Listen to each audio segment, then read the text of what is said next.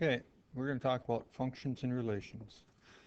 A relation is a set of ordered pairs, where a function is also a set of ordered pairs, but for every input there's only one and only one output.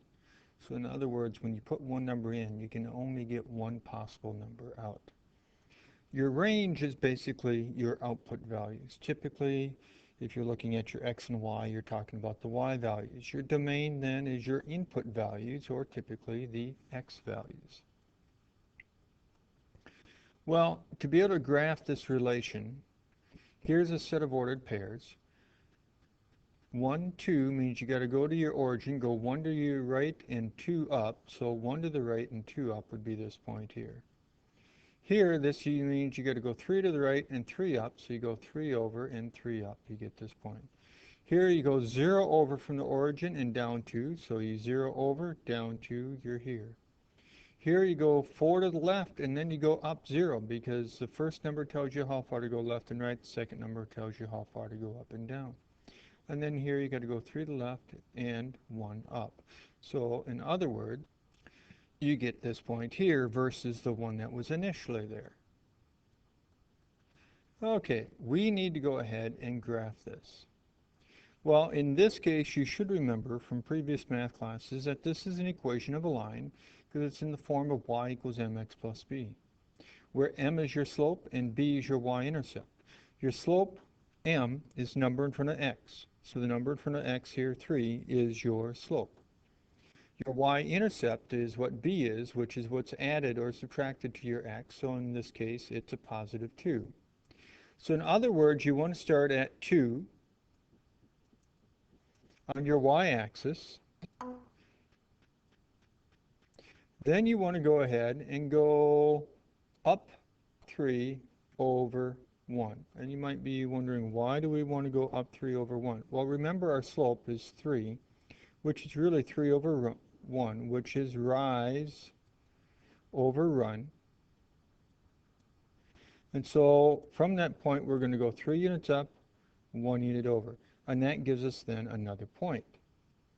And then we want to continue that. 3 more up, 1 over.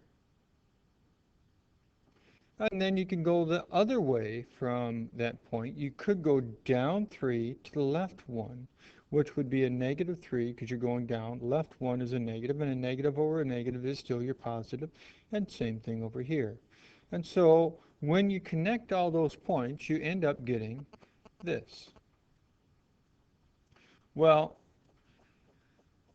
that's one way to graph it, if you remember the idea of y equals mx plus b.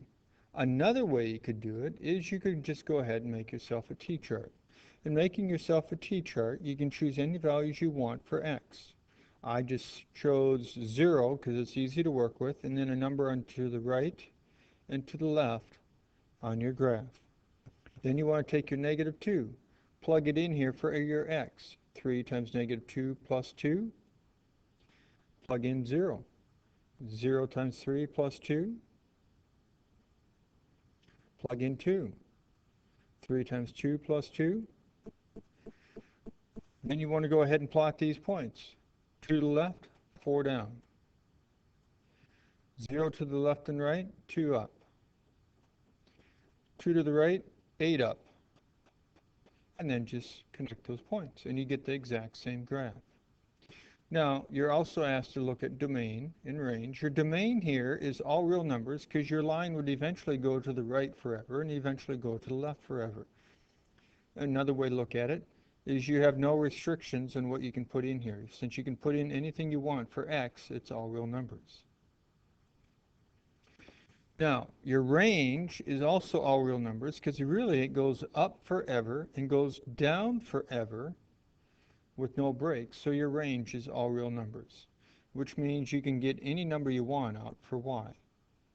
Also, this graph is a function because for every number you put in, you only get 1 out, or it passes a vertical line test, meaning a vertical line would never cross your graph more than once. Well, we want to go ahead and graph this one here. To graph this one here, we can also make a t-chart. We cannot use the idea of your point or your y equals mx plus b, your slope and your y-intercept, because we have a squared here, so it's not a uh, line. Now, normally it's y equaling something, and when it's y equaling something, we would choose values for x. But here we have x equals, so we're going to choose values for our y. Since I know it's not a line, I'm going to choose lots of values.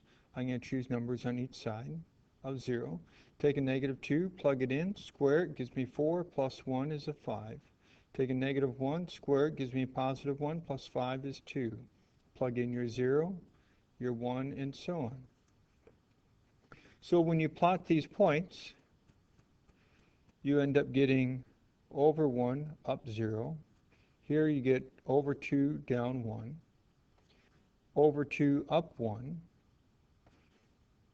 Over 5, down 5, or 2. And then over 5, up 2. So when you connect those, you get a nice smooth curve like we have here in blue.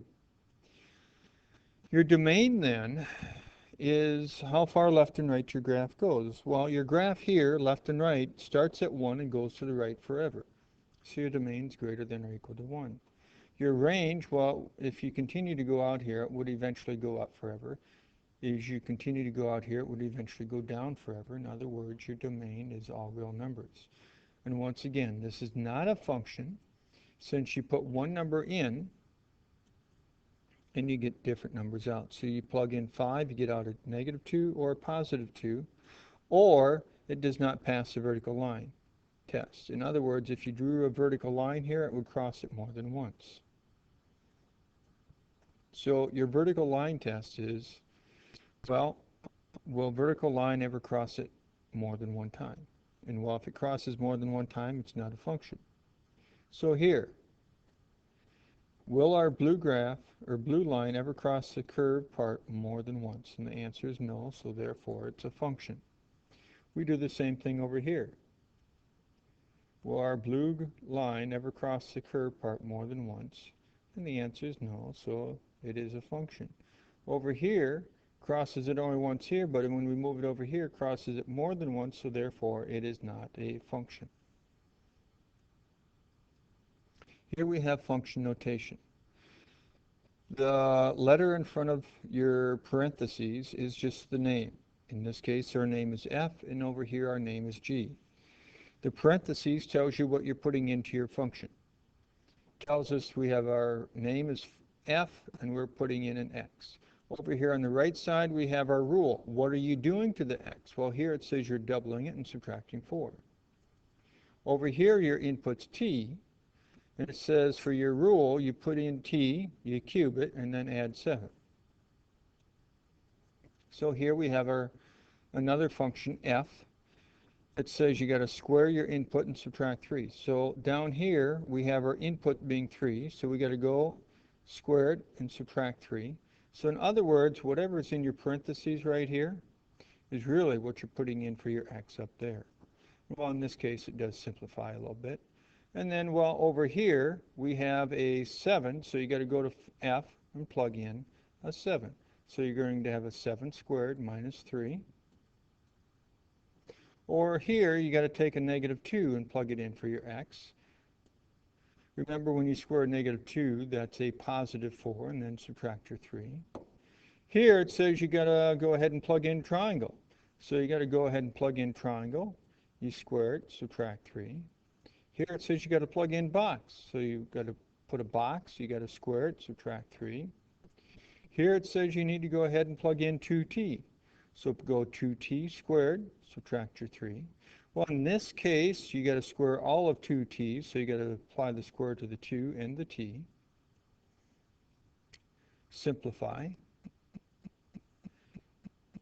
And well, as a side note here, suppose you had this function, which is called m, 7x plus an x squared, and you wanted m of 5. You'd have to plug a 5 in here and also in here. And then you get a 35 plus a 25, or you get 60.